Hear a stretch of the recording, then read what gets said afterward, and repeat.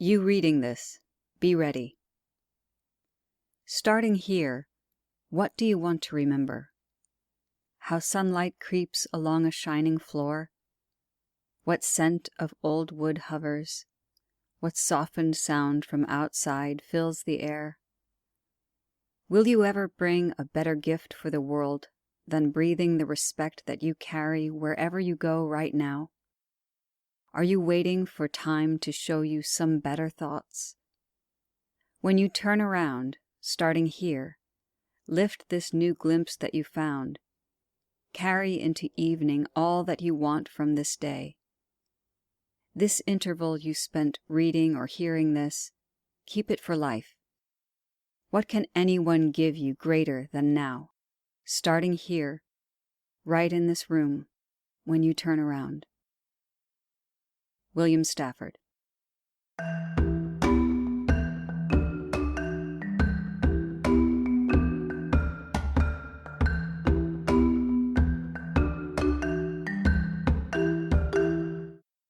Welcome to Self-Talk. I'm Rachel Astarte. Today I'd like to talk about being in the present moment. Since that is exactly where we are right now, that seems appropriate. During this past year, I've been continuing my self-work, because that never stops, practicing along with my clients being in the present moment and handling those automatic negative thoughts as they arise with love and tenderness. I've been integrating nature more heavily into my life, realizing on different levels, going deeper and deeper, that there really is no separation between nature and me. So doing all this work. Also during this year, I've experienced a lot of pain, both emotional and physical. Now, emotional pain is just what I consider the color of life. It's what we deal with. It's a constant thing we work with as fully human beings. But the physical pain was something else. This was out of the ordinary for me, and it was a pain that required a minor spinal procedure, which I had 2 days ago. Previously, I'd spent a lot of money on various recommended professionals, and finally, through the recommendation of my acupuncturist, I found a really good orthopedic surgeon, and then that orthopedic surgeon bent over backwards, so to speak, to get me an appointment with this amazing other surgeon who did this spinal injection and the sort of cleanup of a herniated disc in my spine that I needed in order to stop some of this pain. So all of these wonderful things came together to allow me to finally be pain-free for the first time in a year. I mean, imagine. What's interesting is that all this time, as I said, I've been working on myself, healing wounds as best that I can. But once the pain went away, all the work that I've been doing for the last year came to the surface. It's as though the doors opened and it was now safe for the work to fully take hold. And that's when I began to realize the toll.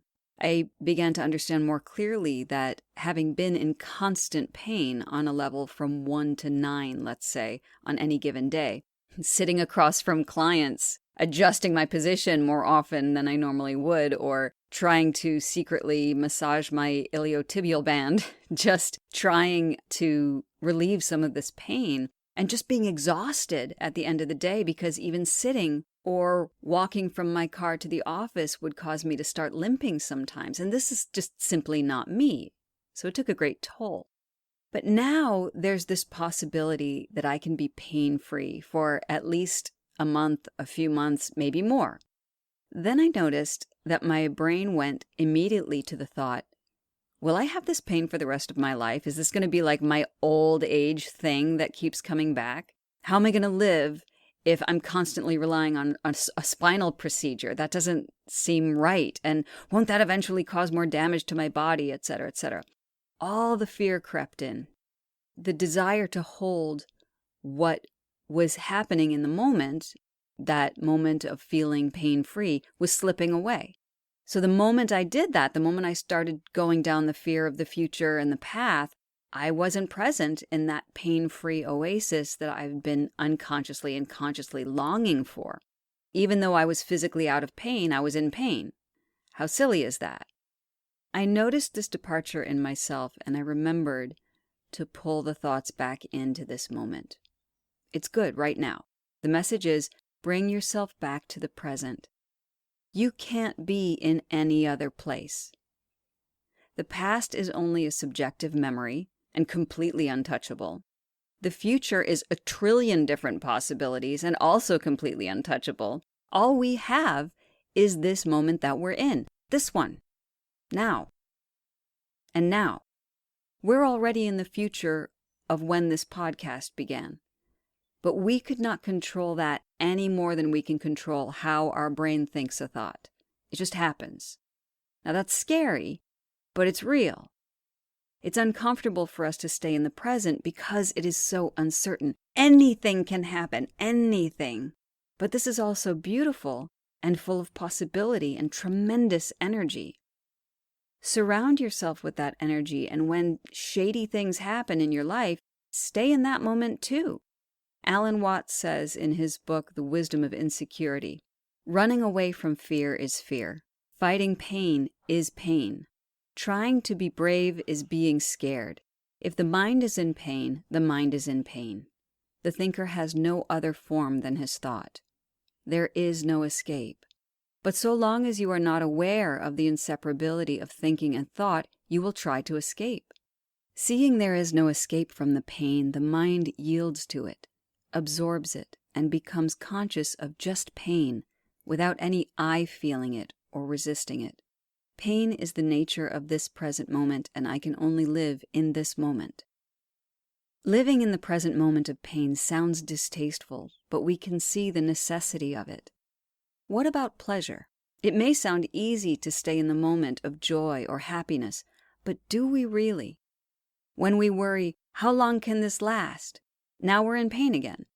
When we stay in the moment, we can face whatever the feelings are, pleasant or painful. By practicing being fully present, we can remember that what is happening in our life can be handled in a whole and full way without fear, even if what we're feeling is fear. Go into it, talk to it, ask it what it needs you to know. You just have to listen the way you would listen to a friend. So whatever we're feeling, feel it without that fear, without fear of the past, without fear of the future, both of which are not accessible to us. To feel what we feel fully, and even sometimes if it's unpleasant, that feeling is good because we have the strength to fully experience our emotions and let them ride their course out. That's the important part. If we stuff them or avoid them, they come back later, usually in a much amplified form. The sting of rejection becomes the gushing wound of mistrust, for example. When we don't sit with the pain, it, like a child, or perhaps the way you felt at times as a child, feels ignored. It wants us to be here, to be present, to listen to it. Now is a good time. Now is an act of love for yourself that permeates even the darkest moments in your life. I'd like to end with a poem by Hafiz. Now is the time. Now is the time to know that all you do is sacred. Now, why not consider a lasting truce with yourself and God?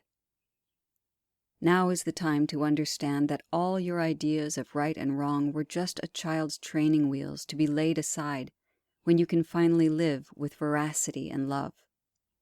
Now is the time for the world to know that every thought and action is sacred, that this is the time for you to compute the impossibility that there is anything but grace. Now is the season to know that everything you do is sacred. Blessings on your path. Thank you for joining me on Self Talk. I'm Rachel Astarte. Aho.